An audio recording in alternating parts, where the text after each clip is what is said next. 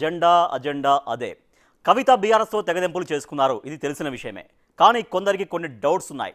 కవిత మళ్ళీ కారు ఎక్కకపోరా అని.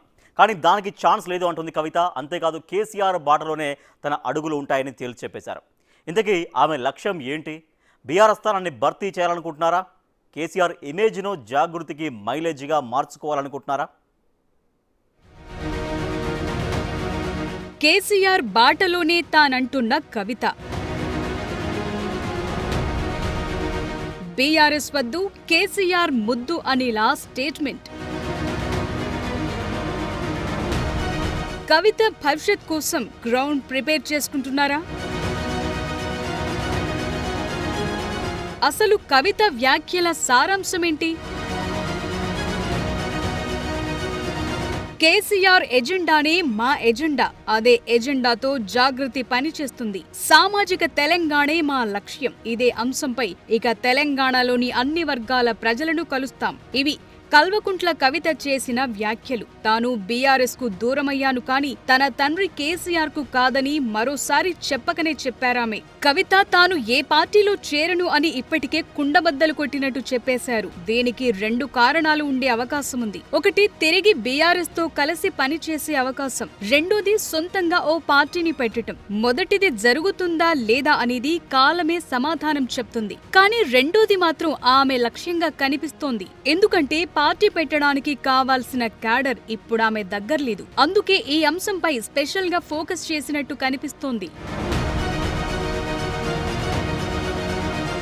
ఈ విషయంలో తన తండ్రి కేసీఆర్ ను ఇన్స్పిరేషన్ గా తీసుకుంటున్నట్టు కనిపిస్తోంది. కేసీఆర్ పార్టీ పెట్టినప్పుడు కూడా ఎక్కువగా క్యాడర్ లేదు. కానీ తెలంగాణ అనే ఎమోషన్ తో ఆయన ఉద్యమాన్ని కొనసాగిస్తూ పార్టీని బలోపేతం చేస్తూ ఈ స్థాయికి తీసుకొచ్చారు. అందుకే సామాజిక తెలంగాణ అనే అంశంతో ఇప్పుడు కవిత కూడా జనాల్లోకి వెళ్లాలని డిసైడ్ అయినట్టు కనిపిస్తోంది. దీనికి తన తండ్రి కేసీఆర్ ఇమేజ్ ను వాడుకోవాలని డిసైడ్ అయినట్టు కనిపిస్తోంది.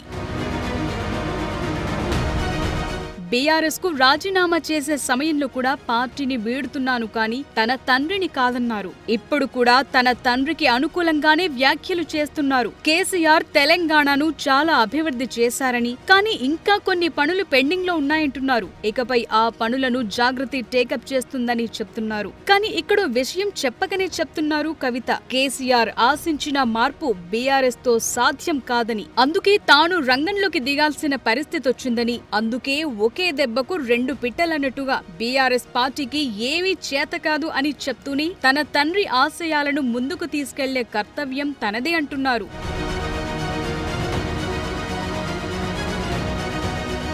కవిత మొదటి నుంచి కూడా తండ్రి కేసీఆర్ ను పల్లెత్తు మాట అనటం లేదు. కానీ కేసీఆర్ కు అత్యంత సమీపంగా ఉండే కేటీఆర్, హరీష్ రావు, సంతోష్ రావు, జగదీష్ రెడ్డి, పల్లా రాజేశ్వర్ రెడ్డిలను మాత్రం టార్గెట్ చేస్తూ వస్తున్నారు. నిజానికి కేసీఆర్ వీరిని కలిసినన్ని సార్లు కవితను కలిసి ఉండరేమో. అందుకే కేసీఆర్ చుట్టూ చేరిన దయ్యాలంటూ ఇప్పటికే తీవ్ర విమర్శలు చేశారు. ఈ అంశంపై కేసీఆర్ మాట్లాడరు. కేటీఆర్ ప్రశ్నలు దాటేస్తారు. హరీష్ రావు మౌనాన్ని ఆశ్రయిస్తారు. సో కవిత రోజు రోజుకు డోస్ పెంచే అవకాశమే కనిపిస్తోంది. అంతేకాదు కేసీఆర్ కు వారసులు కేటీఆర్, హరీష్ రావు కాదని తానే అని చెప్పాలనేది కవిత ఉద్దేశంగా కనిపిస్తోంది. మొత్తానికి కవిత అడుగులు చూస్తుంటే తండ్రి ఇమేజ్ తో ప్రజలకు మరింత దగ్గరయ్యే ప్రయత్నాలు మొదలుపెట్టినట్టు తెలుస్తోంది. అదే సమయంలో బీఆర్ఎస్ తాను ఒకటి కాదు అని బలంగా ప్రజల్లోకి తీసుకెళ్లటాన్ని మరవటం లేదు. దీనికి తాజా ఉదాహరణే ఉపరాష్ట్రపతి ఎన్నికలకు దూరంగా ఉండాలని బీఆర్ఎస్ తీసుకున్న నిర్ణయాన్ని తీవ్రంగా వ్యతిరేకిస్తూ తెలంగాణ వాసి అయిన జస్టిస్ సుదర్శన్ రెడ్డికి అనుకూలంగా ఓటు వేయాల్సిందని చెప్పటమే.